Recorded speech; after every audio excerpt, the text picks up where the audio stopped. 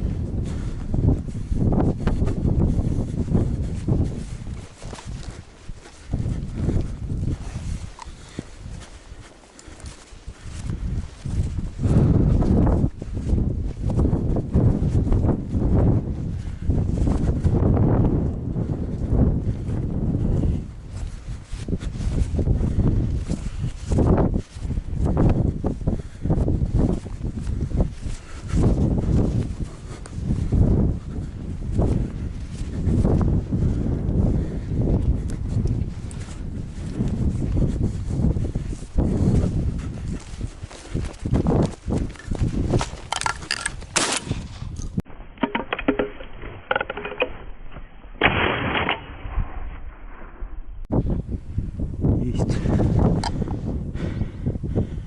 Фух.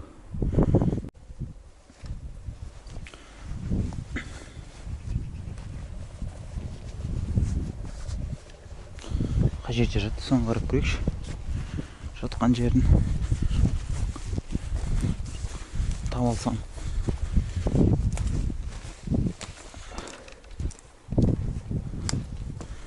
Өзім түсінбей қалдым, қалай атып шыққан.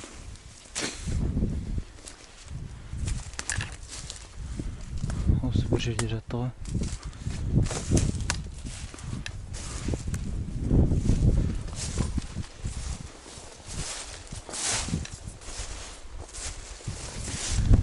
Осы жерден примерно атып шықты.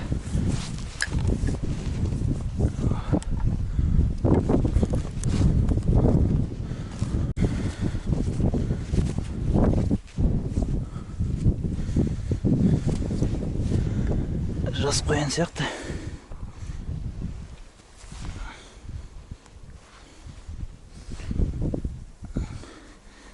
Таза.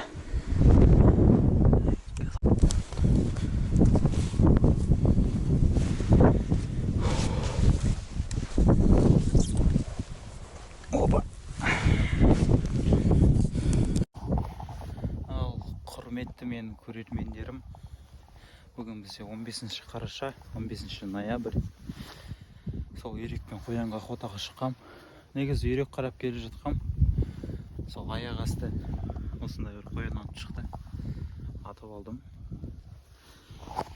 Оператканнан құлады ғой сразу. Осындай қамысты жерлерден атып шықты. Келгенімнен бір 15 минут қана болды. Қазір енді өзен жағасымен жүріп өтем.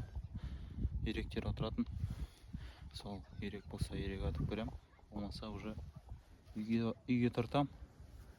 Сол әдемі охота болды. Өзім күткен жоқ. Сразу атып шықты. Өте үлкен емес. Нормально бақ. Жас қоян биылғы. Вот.